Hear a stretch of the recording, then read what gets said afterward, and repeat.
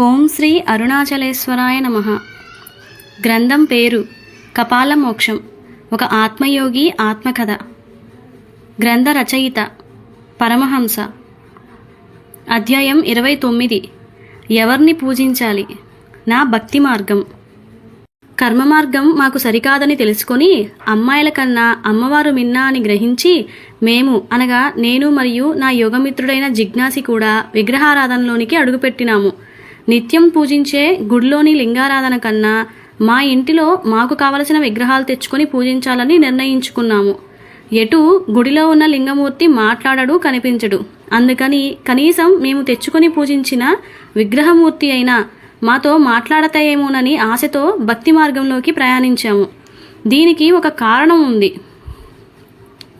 రామకృష్ణ పరమహంసకి, నామదేవుడికి, రామదాసుకి, పోతనకి, కబీర్దాసుకి, త్యాగయ్యకి ఇలా పలుమందికి వారి వారి ఇష్టదైవాలు మనిషి రూపేణా మాట్లాడేవారని వారి చరిత్రలో చదివి మా విగ్రహాలు కూడా మాతో మాట్లాడతాయేమోనని పిచ్చి అమాయక భక్తి భ్రమలో విగ్రహారాధనా మార్గమైన భక్తి మార్గంలోకి అడుగుపెట్టడం జరిగింది.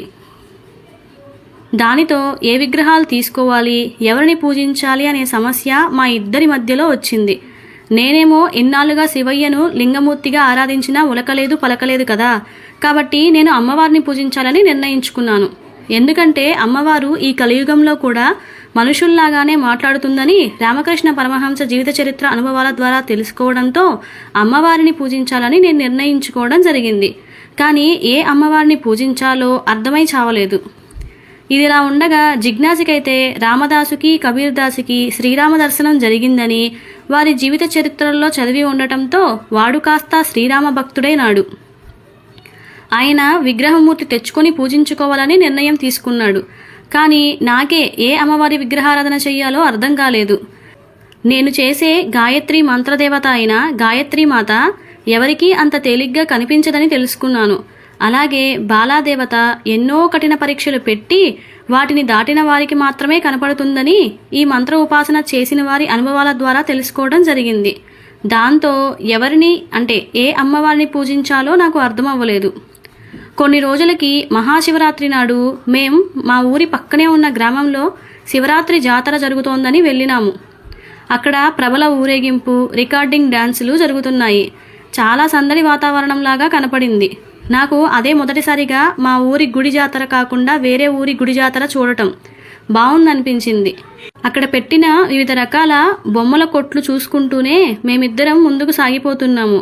ఇంతలో ఒక ముసలావిడ 2 అడుగుల ధ్యానముద్ర శివుడు మట్టి బొమ్మను, అలాగే 1 అడుగున్న తిరుపతి వెంకన్న మట్టి బొమ్మను మా ఇద్దరి దగ్గరికి చేతుల్లో పెట్టి, అయ్యా, పొద్దుటి నుండి ఇప్పటిదాకా అన్ని మట్టి బొమ్మలు అమ్ముడుపోయాయి, కానీ ఈ 2 మట్టి బొమ్మలు మాత్రం అమ్ముడుపోవడం లేదు. ఎవరిని అడిగినా వద్దు అని అంటున్నారు. ఈ 2 బొమ్మలు ఇంటికి తీసుకుని వెళ్లే ఓపిక నాకు లేదు. నా యందు దయ ఉంచి ఈ 2 మట్టి బొమ్మలు కొనండి, మీకు తోచిన డబ్బులు ఇవ్వండి, కొననని చెప్పవద్దు అంటూ డబ్బుల కోసం చేతులు చాచటం. నేను వీటిని వినే స్థితిలో నేను లేనని నా జిజ్ఞాసి గ్రహించి 200 రూపాయలు చేతిలో పెట్టగానే ఆ ముసలావిడ సంతోషంగా నవ్వుకుంటూ ఆనందంగా వెళ్ళిపోతుంటే నా చేతిలో ఉన్న ధ్యాన శివుడు బొమ్మ, అలాగే మావాడి చేతిలో ఉన్న వెంకన్న బొమ్మను చూసి ఆశ్చర్యపోతూ ఉండగా, నేనే నీ దగ్గరికి స్వయంభూగా వచ్చాను అని ఎవరో అన్నట్లుగా నాకు అనిపించేసరికి అది నిజమేనని అన్నట్లుగా గుడి గంటలు మోగినాయి. ఆ గుడియందు సుప్రభాత సేవ మొదలైంది. ముసలావిడ మా ఇద్దరి చేతుల్లో ఈ 2 విగ్రహాలు ఎందుకు పెట్టింది అనే ధర్మ సందేహం నాకు వచ్చింది. పైగా నేను శివభక్తుడిని అని, మా వాడు రామభక్తుడు అని ఆమెకి ఎలా తెలిసింది? విగ్రహాలు మార్చకుండా పైగా మీకు తోచిన డబ్బులు ఇవ్వమని చెప్పింది, కానీ ఈ బొమ్మలకు ఖరీదు చెప్పలేదు, డబ్బులు కావాలని పట్టుబట్టలేదు. అంటే ఈమె నిజంగానే బొమ్మలు అమ్ముకునే స్త్రీనా లేక ఎవరైనా దైవరూపమా అనుకోగానే మా వాడితో వెంటనే ఆ ముసల్దాన్ని పట్టుకో, ఎక్కడైనా ఉందేమో చూడు అంటూ నేను వాడిని కంగారు పెట్టేసరికి నా డబ్బులు దొంగతనం చేసింది అని అనుమానంతో వాడు వెతకడం ప్రారంభించాడు. సుమారు మేము 4 గంటలకు పైగా వెతికినా ఎక్కడా అగుపించలేదు. అక్కడే ఉన్న మట్టి బొమ్మలు అమ్మే వారిని ఈమె గురించి అడిగితే ఈమెకి అసలు మట్టి బొమ్మల కొట్టు లేదని, బొమ్మలను చూసి ఒకడు ఇవి రాత్రి ఆ ముసలావిడ మా దగ్గర 200 రూపాయలు ఇచ్చి ఆ 2 బొమ్మలు మాత్రమే కొన్నదని తెలిపాడు. ఆ ముసలావిడ తను కొనుక్కున్న ఈ 2 మట్టి బొమ్మలను మా ఇద్దరికి ఖచ్చితంగా దైవారాధనకు తగ్గట్లుగా వాటికి అనుగుణంగా మా ఇద్దరి చేతిలో పెట్టడం వెనక ఉన్న ఉద్దేశం ఏంటి? ఈమె నిజంగానే మానవ ముసలిది కాదు, మానవ రూపంలో వచ్చిన దైవ రూపం అయ్యుండాలి. అవునని చెప్పలేము, కాదని చెప్పలేము. ఎటూ తేల్చుకోలేని పరిస్థితిలో విగ్రహాలను తీసుకుని మా ఊరి బస్సు వైపు అడుగులు వేసినాము. ఇంటికి వెళ్ళి అక్కడి నుంచి నేను తెచ్చిన శివమూర్తి విగ్రహాన్ని చూసి మా అయ్య సంతోషపడి, దీనితో పాటు అమ్మవారి విగ్రహం తీసుకుని ఉంటే మరింత బాగుండేది. అయ్యవారి పక్కన అమ్మవారు తప్పనిసరిగా ఉండాలి. అమ్మవారు లేకపోతే అయ్యవారు లేనట్లే, అయ్యవారు లేకపోతే అమ్మవారు లేనట్లే. ఒకరికొకరు తోడుగా ఉండి అర్ధభాగాలతో అర్ధనారీశ్వర తత్వంతో ఒకే శరీరంలో 2 సమభాగాలుగా జీవిస్తున్నారు, పూజింపబడుతున్నారు అని చెప్పి గుడిలోనికి వెళ్ళిపోయినారు. ఇన్నాళ్ళుగా నేను కేవలం అమ్మవారు లేని లింగమూర్తిని పూజించడం వలన వారు నాకు కనిపించడం లేదేమో అని అనుమానం కలిగింది. మళ్ళీ శివుడితో పాటు ఉండే అమ్మవారు ఎవరై ఉంటారో నాకు అర్థం కాలేదు. కొంతమంది పార్వతి, మరికొంతమంది గంగాదేవి, మరికొంతమంది బాలా త్రిపుర సుందరి, ఇంకొంతమంది దుర్గాదేవి, సుమారు 50 మంది పేర్లు చెప్పడం జరిగింది. వామ్మో, ఈయన కోసం ఇంతమంది అమ్మవారి విగ్రహమూర్తుల్ని తీసుకొచ్చి పూజించాలా అని సందేహం వచ్చింది. తప్పదు కదా, ఆయన ఉన్నాడో లేదో తెలియాలంటే ఇంతమంది అమ్మవారి విగ్రహాలు సేకరించి పూజించాలి అని అనుకుని విగ్రహాలు సేకరించడం మొదలుపెట్టాను. గమనిక: ఆ ముసలావిడిచ్చిన 2 మట్టి విగ్రహాలు కూడా ఎవరి ఇళ్లల్లో వారికి వరుసగా 12 నుంచి 15 సంవత్సరాల పాటు చెక్కు చెదరకుండా విరిగిపోకుండా ఉన్నాయి. ఆ తర్వాత కొన్ని అనివార్య కారణాల వల్ల ఆ విగ్రహాలు నెమ్మదిగా విరిగిపోవడం ఆరంభించినాయి. కొన్ని సంవత్సరాల సాధన తర్వాత ఆ ముసలావిడ మానవ స్త్రీ కాదని, శివుడినే భర్తగా పొందిన శివాని అని తెలిసి ఆనందపడ్డాను. పాద నమస్కారం చేయనందుకు, అలాగే ఆవిడ్ని గుర్తించనందుకు మా ఇద్దరిలోనూ ఇప్పటికీ మర్చిపోలేని బాధాకరమైన అనుభవంగా మిగిలిపోయింది. ఇలా ఎవరైనా మీ దగ్గరికి వచ్చి మీరు అడగకుండానే దైవిక వస్తువులు కానీ దేవతా విగ్రహాలు కానీ ఇస్తే వారు అడిగిన డబ్బుల కన్నా ఎక్కువ ఇచ్చి తీసుకోండి. కాదు అని చెప్పవద్దు, వద్దు అని అనవద్దు. ఏ పుట్టలో ఏ పాముందో ఎవరికి తెలుసు?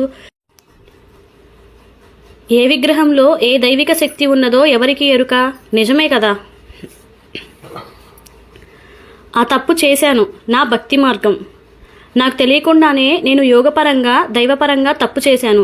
అది ఏమిటంటే దేవతలను మార్చటం, మంత్రాలను మార్చటం, పూజా విధానం మార్చటం, ధ్యాన విధానాలు మార్చటం, విగ్రహములను సేకరించడం, ఇలా ఎన్నో తప్పులు చేశాను. ఒకే దైవాన్ని, ఒకే మంత్రాన్ని, ఒకే ధ్యాన విధానమును పాటించకుండా, చెయ్యకుండా ఏకత్వం నుంచి భిన్నత్వంలోనికి వచ్చి ఏకదైవం నుంచి విభిన్న దైవమూర్తుల దాకా వెళ్ళి చివరికి మళ్ళీ మొదలైన ఏకదైవం దగ్గరికి ఎలా వచ్చిందో తెలుసుకోండి. ఇది అందరూ తెలిసి తెలియక చేస్తున్న అతిపెద్ద తప్పు. దానితో ఏ దేవుడికి ఏ విధంగా పూజలు, హారతులు, నైవేద్యాలు ఆ విధంగా చేసుకుంటూ వచ్చేసరికి ఇంట్లో వాళ్ళు ఏడుపులు, పెడబొబ్బలు, గొడవలు మొదలవుతాయి. దానితో మనం కూడా ఏ ఒక్క దేవుడి మీద కూడా ఏకాగ్రత పెట్టకుండా అసంతృప్తిగానే పూజలు ముగించవలసి ఉంటుంది. నా నిత్య విగ్రహారాధన పూజ. ప్రేతశక్తి వల్ల నేను బాధపడినానని తెలుసు కదా. దీని నివారణ కోసం హనుమంతుణ్ణి పూజించడం మొదలుపెట్టాను. శివుణ్ణి పూజిస్తే ప్రేతాత్మలు, భూతాలు మన చుట్టూ తిరుగుతాయని, ఎందుకంటే ఆయన భూతనాథుడని ఇలా ఎవరో అజ్ఞాన పెద్దలు నాతో అనేసరికి అది నిజమా కాదా అని తెలుసుకునే వయస్సు నాకు లేనందున ఇది నిజమే అనుకుని మాకున్న ప్రేతాత్మ బాధలు తొలగించుకోవడానికి మనోధైర్యం ఇచ్చే హనుమంతుని పూజ చేసుకోవాలని వారు చెప్పడంతో సోమవారం పూజలు కాస్త మంగళవారం పూజలుగా మార్చబడినాయి. ఆంజనేయ స్వామి పూజలు ఇది కూడా కొన్నాళ్ళు బాగానే జరిగింది. ఆ తర్వాత చదువులో మంచి మార్కులు రావాలంటే, చదువులో అఖండ విద్యాప్రాప్తి కలగాలంటే సరస్వతి పూజలు చేయాలని చెప్పడంతో మంగళవారం పూజలు కాస్త బుధవారం పూజలుగా, అనగా సరస్వతి పూజలుగా మార్చబడింది. ఆ తర్వాత అన్ని రకాల జ్ఞానాలు కావాలంటే గురువు అనుగ్రహం కావాలని, అందుకని దత్తాత్రేయ స్వామిని గురువారం పూజించడం ఆరంభమైంది. ఇక ఆపై అన్ని రకాల ధనప్రాప్తి కోసం, అదృష్టం కోసం మహాలక్ష్మిని పూజించాలని చెప్పడంతో శుక్రవారం పూజలు మొదలయ్యాయి. గ్రహబాధలు కలిగించే శనిగ్రహ బాధలు తొలగించుకోవాలంటే శనివారాలు పూజలు మొదలయ్యాయి. ఇలా చేసే పూజలలోనూ మనం చేసే పనులకు ఆటంకాలు, సంకటాలు లేకుండా ఉండాలి అంటే గణపతి పూజలు ఆదివారం నాడు మొదలయ్యాయి. ఇలా ఒక్కో రోజు పూజలు కాస్త వారదేవతల పూజలుగా మారినాయి.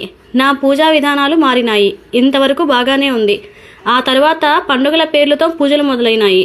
శివరాత్రి పూజలు, దేవీ నవరాత్రి పూజలు, ఏకాదశి పూజలు, దీపావళి, వినాయక చవితి, సత్యనారాయణ వ్రత పూజ, ఇలా పండుగల పూజలు మొదలయ్యాయి. వారాల పూజలతో పండుగల పేరుతో పాటు నా జీవితంలో మాస పూజలు మొదలైనాయి. ఇక ఆపై మాస పూజలు అనగా శ్రవణ మాస పూజలు, కార్తీక మాస పూజలు, ధనుర్మాస పూజలు మొదలయ్యాయి. వీటితో పాటు ఉపవాస దీక్షలు కూడా మొదలయ్యాయి. ఇలా ఈ పూజలకు సంబంధించి ఆయా దేవతా విగ్రహ మూర్తులు సుమారుగా 84 దాకా నా దగ్గరికి చేరినాయి. ప్రతిరోజు వీటికి అభిషేకాలు, పూజలు, హారతులు, నైవేద్యాలు పెడుతూ ఉండేసరికి నా తలప్రాణం తోకకొచ్చింది. ఏ పూజలు చేయకపోతే ఏ కష్టాలు వస్తాయేమోనని భయం ఒక పక్క, మరో పక్క మనస్ఫూర్తిగా పూజలు చేయలేకపోతున్నానే అని బాధలు. ఇలాంటి అయోమయ పూజలు చేస్తున్న సమయంలో కూడా నాకు గురుమంత్రంగా వచ్చిన గాయత్రి మంత్రమును వీలును బట్టి 1000 నుండి 11 వరకు తప్పకుండా చేసేవాడిని. ఇదే నాకు తెలియకుండా నేను చేసిన మంచి పని. ఎక్కడా కూడా గురుమంత్రం ఆపకుండా, వాయిదాలు వెయ్యకుండా, కేవలం నాకున్న వీలును బట్టి జపసంఖ్యను మార్చుకుని ఏకధాటిగా 12 సంవత్సరాలు చేయగలిగి మంత్రసిద్ధి పొందగలిగాను. ఇది అయిన తర్వాత మిగిలిన 84 విగ్రహమూర్తుల పూజలు చేసేవాడిని. ఈ 84 దైవ విగ్రహమూర్తులు పూజల పూర్తయ్యేసరికి నా సామిరంగా నా పరిస్థితి ఎలా ఉండేదంటే, స్వర్ణకమలం సినిమాలో సాక్షి రంగారావు, శ్రీలక్ష్మి దంపతులు చేసే పూజల్లాగా ఉండేది. కాకపోతే వారికి నాకు తేడా ఏంటంటే, అందులో వాళ్ళు దేవుడు ఫోటోలకి హారతిచ్చి మసిపట్టిస్తే, నేనేమో ఈ 84 దైవ విగ్రహమూర్తులకు హారతిచ్చి మసిపట్టించేవాడిని. రాను రాను ఏ దేవుడి విగ్రహం అది అని గుర్తుపట్టలేని స్థితికి నా పూజలు ఉండేవి. అలాగే రాను రాను ఈ విగ్రహ పూజలు చేసే సమయం కూడా ఉండేది కాదు. పైగా నా మనస్సు ఈ పూజలు చేయడానికి వాయిదాలు కోరుకుంటూ ఉండేది.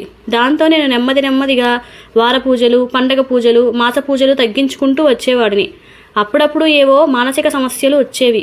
వాటిని నేనే స్వయంగా పరిశీలించుకొని పరిష్కరించుకునేవాడిని. దాంతో నేను మళ్ళీ అయోమయ స్థితికి చేరుకున్నాను. విగ్రహారాధన అంటే విరక్తి వచ్చేసింది. అయ్యవారి పక్కన ఏ అమ్మవారిని పూజించాలి? ధర్మ సందేహం మళ్ళీ మొదలైంది. ఈసారి ఒక అమ్మవారిని మాత్రమే ఎంచుకొని వారిని పూజించాలి అని నిర్ణయం తీసుకున్నాను. కానీ 50 మంది అమ్మవార్లలో ఎవరిని పూజించాలో అర్థం కాని అయోమయ స్థితికి వచ్చాను. నా స్థితిని గమనించిన మా అమ్మ నా దగ్గరకు వచ్చి అసలు విషయం ఏమిటో అడిగి తెలుసుకున్నది. దానికి ఆమె చిరునవ్వు నవ్వి, దీనికెందుకురా అంత కంగారు? మన కులదైవం దుర్గాదేవి, ఆవిడ మల్లికార్జున సహిత దుర్గమ్మ అని ఆయనతో ఉంటుంది కదా, కాబట్టి మీ అయ్యవారి పక్కన అమ్మవారిగా దుర్గాదేవి విగ్రహమూర్తిని తీసుకొని పూజించు. 4 రోజులలో మనం విజయవాడలో జరిగే పెళ్లికి వెళ్ళాలి. అక్కడే దుర్గాదేవి స్వయంభుగా వెలిసింది కదా, ఆ క్షేత్రంలోనికి వెళ్ళి అక్కడ నీకు నచ్చిన ఒక దుర్గమ్మ విగ్రహమూర్తిని తెచ్చుకొని పూజించు. అప్పుడు అమ్మవారి పక్కన అయ్యవారిని ఇద్దరిని కలిపి పూజిస్తే మీ సమస్య తీరినట్లే కదా అని చెప్పి వెళ్ళిపోయింది. దాంతో మా కులదైవంగా దుర్గాదేవి ఉన్నప్పుడు మరే ఇతర అమ్మవారి రూపాలు పూజించడం అవసరం లేదని గ్రహించి పెళ్లి కోసం రాబోయే దుర్గమ్మ విగ్రహమూర్తి కోసం ఎదురుచూస్తున్నాను. గమనిక: అదే మనస్ఫూర్తిగా మనకి ఇష్టమైన, మన కంటికి నచ్చిన, మన మనస్సు మెచ్చిన ఏకైక దైవమును, ఆ దైవం యొక్క విగ్రహమూర్తిని, ఆ దైవ మంత్రమును మనస్ఫూర్తిగా చేసుకుంటే ఆయనే మనకున్న కష్ట నష్టాలు, లాభ నష్టాలు తీరుస్తాడని, మన కోరికలు నివేదించుకుంటే ఖచ్చితంగా తీరుస్తాడని తెలుసుకోండి. అనేక దైవాలను నమ్ముకుంటే ఆ దేవుడు చూసుకుంటాడని ఈ దేవుడు, ఈ దేవుడు చూసుకుంటాడని ఆ దేవుడు, ఇలా ఎవరికి వారే అనుకొని మన కోరికలు తీర్చలేని అయోమయ పరిస్థితి వస్తుంది. దానితో కోరిక తీరక కోపతాపాలకు, వైరాగ్య భావాలు ఏర్పడే ప్రమాదం ఉంది. కాబట్టి మీ ఇష్టదైవను మాత్రమే ఎంచుకోండి. వారే మీకు గురువు, తల్లి, తండ్రి, దైవం, స్నేహితుడు, ఆత్మబంధువు అనుకోండి. కష్టాలు చెప్పుకోండి, కోరికలు నివేదించండి, ఫలితాలు ఆశించకండి, వచ్చిన వాటిని స్వీకరించండి. అంతే.